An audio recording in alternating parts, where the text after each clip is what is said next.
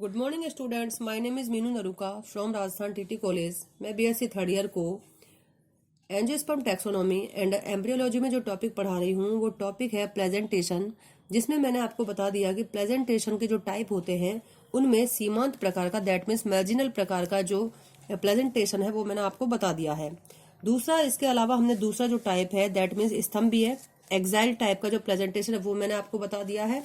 आज हम बात करेंगे भित्तीय बीजांडन्यास की। भित्तीय बीजांडन्यास का मतलब इसके नाम से ही पता चलता है कि जहां पर बीजांड जो लगेंगे वो भित्ति पर लगेंगे। ठीक है, तो इसमें क्या स्थिति हो सकती है कि दो या दो से अधिक अंडप हो सकते हैं, दैट मीन्स दो या दो से अधिक कार्पल हो सकते हैं। संयुक्त अंडपीय अवस्था हो सकती है, जैसे कि जो अंडप है दैट मीन्स कार्पल्स है वो जुड़े हुए रह सकते हैं तथा अंडाशय जब संयोजित होगा, ठीक है, क्योंकि यहाँ पर संयुक्त अंडपीय अवस्था है, तो अंडाशय जब संयोजन केवल तटों पर होता है तो बीजांड सन जो होंगे दैट मीन्स प्लेजेंटा केवल उतनी ही अधर सीवनियों के अंदर जितने अंडप मिलते हैं, अतः एक कोष्ठक की अवस्था बनती है। ठीक है, अतः बीजांड सन दैट मीन्स प्लेजेंटा के निकट से अंडपों के जुड़ने वाले स्थान पर परिधीय भाग में विन्यासित रहते हैं। मतलब बीजांड सन जो होंगे, ठीक है, वो अंडपों के जुड़ने वाले स्थान पर बनेंगे और परिधीय भाग में बनेंगे और बीजांड भी परिधीय भाग में ही लगेंगे। इसको हम डायग्राम से समझते हैं कि यहाँ पर आप इस डायग्राम में देखिए कि यहाँ पर 3 अंडपीय अवस्था है। ठीक है, या कहने का मतलब अंडप 3 है और संयुक्त अंडपीय अवस्था है, मतलब अंडप आपस में जुड़े हुए हैं, लेकिन एक कोष्ठक की अवस्था दिखती है। इसका कारण क्या है कि जब अंडप आपस में जुड़ेंगे तो उसमें अधर सीवनी जो होगी केवल तटों पर जुड़ेगी।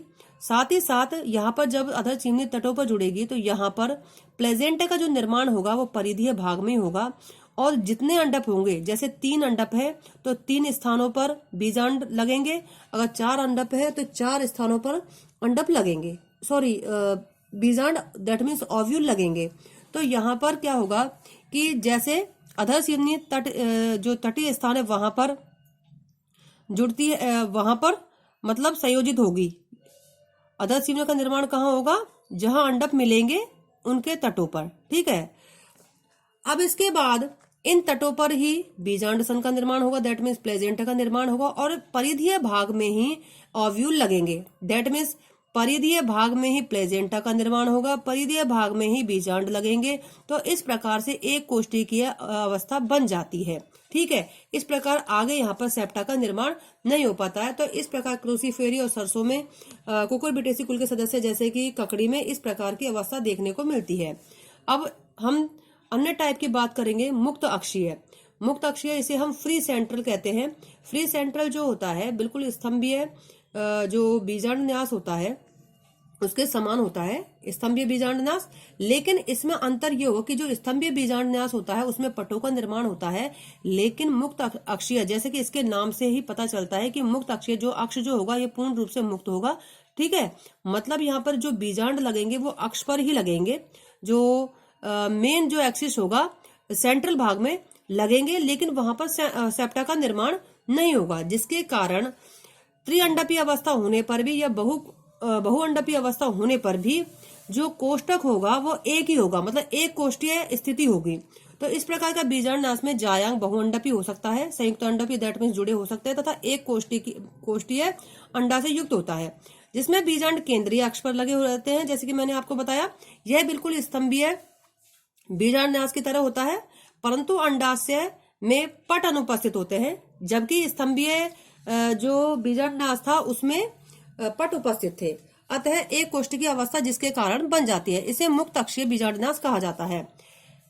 कुछ फ्लावर्स ऐसे भी होते हैं जिनमें कि प्रारंभ में तो स्तंभीय बीजांडन्यास की अवस्था पाई जाती है, परंतु बाद में उनमें जो सेप्टा पाए जाते हैं दैट मीन्स जो पट पाए जाते हैं वो धीरे धीरे समाप्त हो जाते हैं, जिससे अंडाशय जो होता है वो एक कोष्ठीय हो जाता है। ठीक है, एग्जाम्पल स्टीलेरिया और सेपोनेरिया।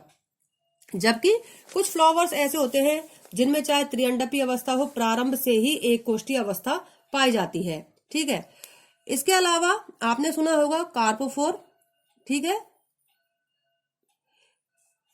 पुष्पासन का एक भाग दैट मीन्स थैलेमस का एक भाग अंडाशय के अंदर परिवर्तित हो जाता है, तो जिस पर बीजांडसन विकसित होता है। ठीक है, ऐसा भी हो सकता है, तो उसमें भी इस प्रकार की अवस्था पाई जा सकती है। तो इसे कार्पोफोर जो अवस्था मैंने आपको पहले भी बताई थी, तो इस प्रकार की स्थिति देखने को हमको मिल सकती है। तो अब आप यहाँ पर देख सकते हो मुक्त अक्षीय बीजांडन्यास। मुक्त अक्षीय बीजांडन्यास में आप इस डायग्राम में देखेंगे कि मुक्त अक्षीय का मतलब ये है कि यहाँ पर जो एक्सिस है, अक्ष है, वो पूर्ण रूप से फ्री है और यहाँ पर बीजांड लगे हुए हैं। दैट मीन्स कहने का मतलब यह है कि इस डायग्राम में देखिए त्रिअंडपीय अवस्था है, मतलब 3 अंडप है, 3 कार्पल है, और संयुक्त अंडपीय अवस्था भी है, मतलब ये जुड़े हुए भी हैं। ठीक है, और लेकिन यहां पर क्योंकि मेन अक्ष जो है उस पर ये बीजांड दैट मीन्स ओव्यूल लगे हुए हैं, और यहां पर क्योंकि ये तट पर जुड़े हुए हैं जो कार्पल, जिसके कारण यहाँ पर सेप्टा का निर्माण नहीं हुआ है और इस प्रकार से एक कोष्ठीय अवस्था बन गई है।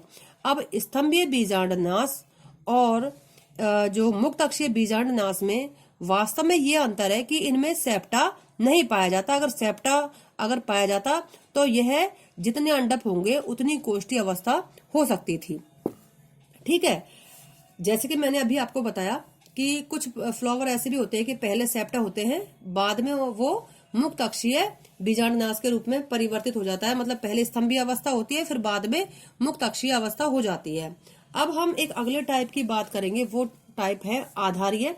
दैट मीन्स आधारीय जो होगा किस प्रकार से बीजांडनाश होगा। ठीक है, बेसल बीजांडनाश 1 अथवा 2 संयुक्त अंडपीय, मतलब एक अंडपीय अवस्था भी हो सकती है, द्विअंडपीय अवस्था भी हो सकती है, संयुक्त अंडपीय अवस्था भी हो सकती है। दैट मीन्स जुड़े हुए होते हैं, और एक कोष्ठीय। यहाँ पर हमको ये ध्यान रखने की बात है कि यहाँ पर स्थिति हमेशा एक कोष्ठीय रहेगी। बीजांडसन आधार पर, मतलब बीजांडसन का जो निर्माण होगा दैट मीन्स प्लेजेंटा का जो निर्माण होता है वो आधार पर ही होगा, तथा यहीं से बीजांड ओव्यूल निकलते हैं, अर्थात अंडाशय एक कोष्ठीय होता है। ठीक है, और बीजांड से पुष्पासन के आधार पर, ठीक है, बीजांड से पुष्पासन के आधार पर अर्थात अंडाशय के आधार से ही विकसित होता है। सॉरी, यहाँ पर बीजांड से नहीं, बीजांड पुष्पासन के आधार पर, बीजांड जो है वो पुष्पासन के आधार पर अर्थात अंडाशय के आधार से विकसित होगा। प्रत्येक बीजांडसन पर केवल एक ही बीजांड विकसित होता है। ठीक है, जैसे सूरजमुखी और कंपोजिटिकल के अन्य सदस्य। लेकिन अब यहाँ पर अगर ऐसा होता है कि बहुअंडपीय अवस्था पाई जाती है, बहुअंडपी जायांग होगा, तो वह क्या होगा, वियुक्त अंडपी होगा। ठीक है, कहने का मतलब ये जुड़े हुए नहीं होंगे, जबकि एक कोष्ठक की अवस्था होने पर भी केवल एक ही बीजांड यहाँ पर लगेगा, यहीं से बीजांड निकलेंगे। अगर बहुअंडपी अवस्था हो जाती है तो ये आपस में जुड़े हुए नहीं रहेंगे, लेकिन स्थिति बिल्कुल ऐसी ही रहेगी। ठीक है, तो ये था आधारीय बीजांडन्यास। अब हम देखेंगे परिभित्तीय बीजांडन्यास। परिभित्तीय जो बीजांडन्यास है, सुपरफिशियल प्रेजेंटेशन इसे हम कहते हैं, तो स्तंभीय बीजांडन्यास के समान होता है। दैट मीन्स जो मैंने अभी आपको बताया था। ठीक है, तो इसमें क्या होगा, लेकिन यहाँ बीजांड बहुकोष्ठीय हो सकता है, मतलब इसमें जो अंडाशय जो होगा वो उसमें कई कोष्ठक हो सकते हैं और अंडाशय के पटों पर विकसित होंगे। सबसे बड़ा अंतर यहाँ ये होगा कि स्तंभीय बीजांडन्यास में आपने देखा कि पटों का निर्माण तो होता है। ठीक है, स्तंभ अक्षीय जो होता है पटों का निर्माण होगा, बहुकोष्ठक की अवस्था भी हो सकती है, और ऐसा भी हो सकता है कि जितने अंडप जुड़ेंगे उतनी कोष्ठ हो सकते हैं। लेकिन सबसे बड़ा अंतर परिभित्तीय में ये होगा कि यहाँ पर सेप्टा का निर्माण हुआ।